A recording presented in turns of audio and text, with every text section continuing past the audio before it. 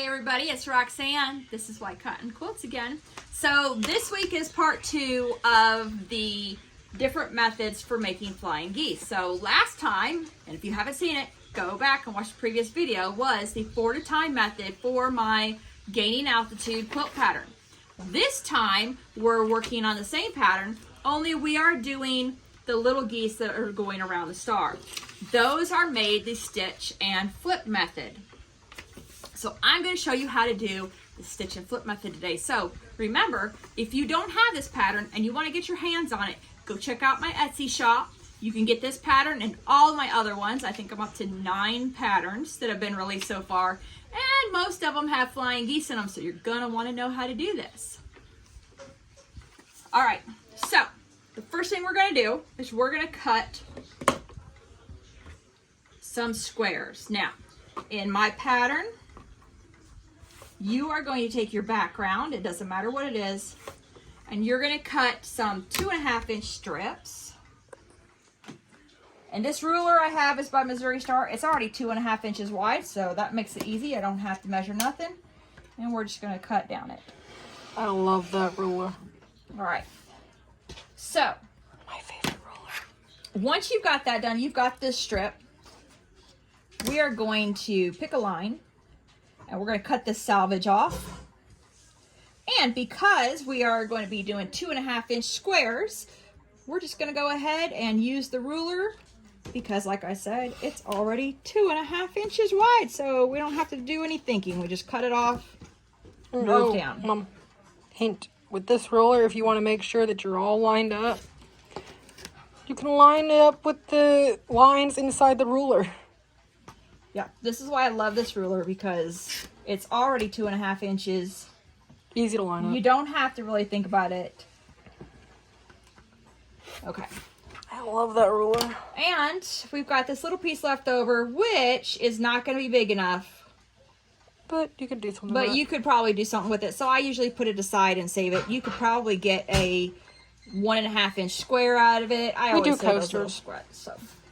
All right, so you have your stack of these. What you're going to do, too, is whatever color you're using. Doesn't matter for your background, whatever it is. I'm using Tulip Pink for this quilt. So you're going to take that, and you can see I've got it pressed nice. We're going to cut a 2.5-inch wide strip again. Makes it real easy. Can we tell people what kind of what fabric this is? No, I didn't write it. So we're going to cut that across there like that. And then you're going to take this strip, and we're kind of going to do the same thing. So this one has a really wide selvage, so I'm going to open it up. Try to save as much of this pretty expensive fabric as I can. But it's so pretty.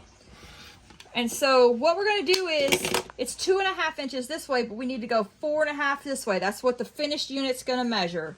So we're just going to go 1, 2, 3, 4.5. I love this ruler because it lines right up with my lines on my mat at the bottom. Just like that. And you're going to go down and do the whole thing. I'm not going to do it here. I'm going to save that. So you're going to have a whole stack, and the pattern will tell you how many to cut. You're going to have a whole stack of 2.5 by 4.5 rectangles, and you're going to have a big stack of 2.5-inch squares. I'm going to meet you over at the sewing machine, and I'm going to show you what you do with these 2 little guys for the next step. Oh, that's Serious? Okay. Yes. Okay. So you're going to get your sewing machine. You're going to have a stack of your 2.5 by 2.5 background. And then you are going to have a big, huge stack of 2.5 by 4.5 rectangles. And you see mine, it's so pretty, like it looks like a rainbow. Okay. So what you're going to do is you're going to take, and this is a Missouri Star 2.5 by 2.5 inch ruler. I love this thing. You're going to take one of your squares here, this 2.5 by 2.5, And I'm using a chalk pencil that's in white because I'm using black as the background. If you were using, say, a white or some other color, you can use just a regular pencil. There's a ton of marking pencils on the market. So just choose what you think is best for the fabric that you got. I'm just using chalk. It washes out and it'll show up on my black. So we're going to draw a line corner to corner, just like so. And you're going to make yourself a stack, just like that. Then you're going to take your rectangle and you're going to take your square with your line and you're going to lay it right on top. What you're going to be making sure of in this is you're going to make sure that the line is going from the top center to the bottom right corner, like that.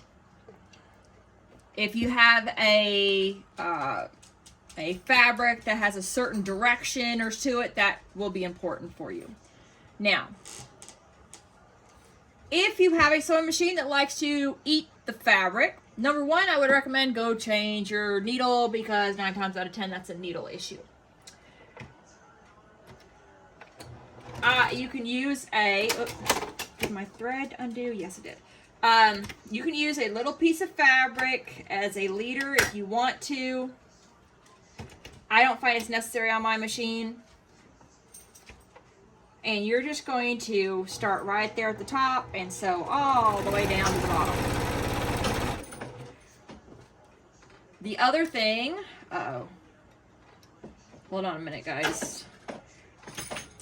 I think I got bad stitches going on. Yep, and I do. Well, this is a good learning experience. When I rethreaded my machine right then, rethreaded the needle,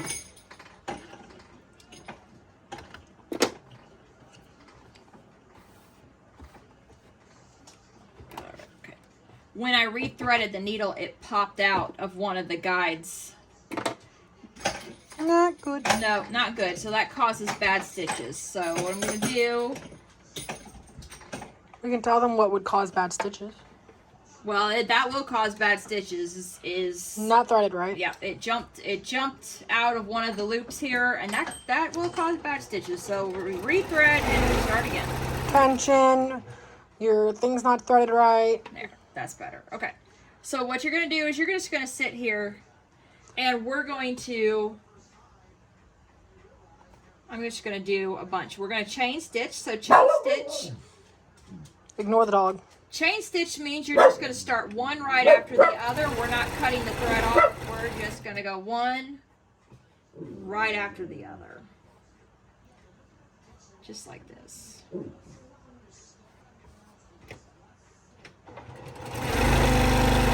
This will make quick work of this big stack that you got here.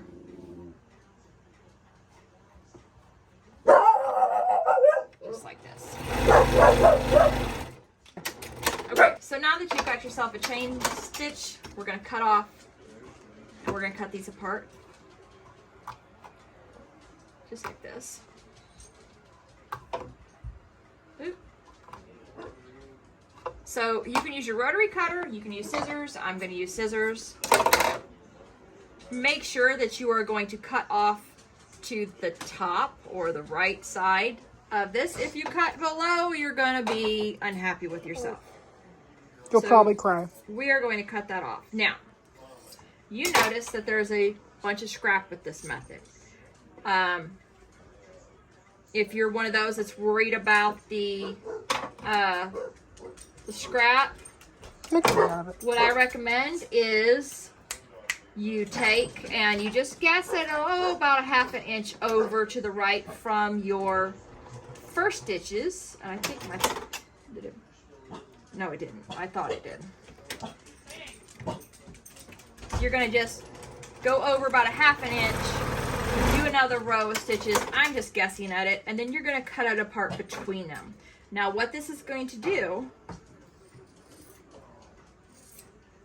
is it's going to make a teeny tiny little half square triangle out of that piece that you've got left over that you can use for other stuff. So once you go through and you cut off all that extra, you make your little extra half square triangles, whatever you're doing. You're gonna go and you're going to press them open. You're gonna have a whole stack that looks like this. So now, let's finish this other side over here, okay? Since I got a whole stack of them pressed. Wait, sit. What you're gonna do is you are going to, and because I'm angly challenged, I take mine, and once again, you're gonna take one of these squares. You want it to go from the top corner down to this bottom corner. Now, I'm angly challenged. I like to turn mine upside down and line it up and make sure everything's right. And this also makes it easier for me to chain stitch. And we're just gonna do the same thing. And grab another one. As long as you make sure that you're getting it from the top to the center so that your center here that it's gonna overlap, as long as you make sure you're doing that, it should be just fine. And I'm gonna do one more just to show you guys. One more, corner, center. And we're just gonna stitch right on that line.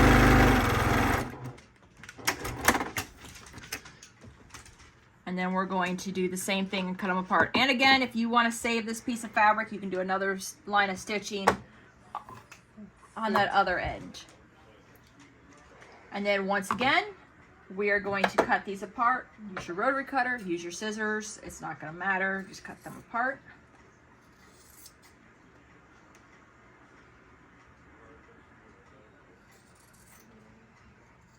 There we go.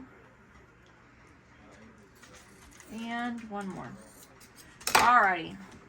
So now you have something that looks like this. You're going to go and you're going to press it open again. And I have a couple here that's already been pressed. And see how pretty they look. So your unit, once you're done, should measure back out at the original size of the rectangle that you started. So that rectangle started out at 2.5 by 4.5, and these should end up being back to that size of 2.5 by 4.5. You should not lose any inches on it. So because of that, here's what I will say. I do not recommend trimming anything off of these. And the reason I say that is because there's really no extra room. These are not oversized. They are the same size, the exact size that you need. So if you'll notice on like this one here that I made, and you see how there's just a little bit hanging, just a little bigger, I would just basically with your quilt, kind of fudge your seam a little bit. As long as you got 1/4 inch there, I wouldn't really worry about it. Because like I said, if you trim that off, you run the risk of not having enough this way, and it's exactly. Mama, what? Mama? Keep your points. Yes, that'll also help you keep your point, but there's no trimming on these. You cannot trim these. They are not oversized. They are exact the size you need. So just be aware of that when you're making these. Anything like that where it just looks like just hanging off just a little bit, I usually don't worry about it, guys. You know, in the big scheme of things, no one's going to ever know anyways, as long as you keep that point and keep your 1/4 inch. So that's it, guys. Now, one last little bit, if you decide to save your little half square triangles, the little tiny pieces that I showed you to make, these will trim down to about 1.5 inches, I think is what I've done before with them. And then I've sewn them all together because you're going to have a bazillion of these things. And I've sewn them all together and turned them into pot holders and coasters for cups and all kinds of stuff. So just be aware of that. You can save these and use these. So that's it for this week's video, guys. I'm going to let you go. I'm starving. I haven't ate yet. And so just be aware, this that I'm showing you is for, I know, the babies. That I'm showing you is for my gain altitude quilt pattern. So if you like this and you want to make the gain altitude pattern and follow along with us on it, then I suggest going ahead and going to my Etsy shop and getting you the gain altitude pattern. You can get it in either PDF or paper versions, and you can check out some of my other patterns too, because I'm up to 9 right now, guys. So that's it. I'll see you guys later. Bye.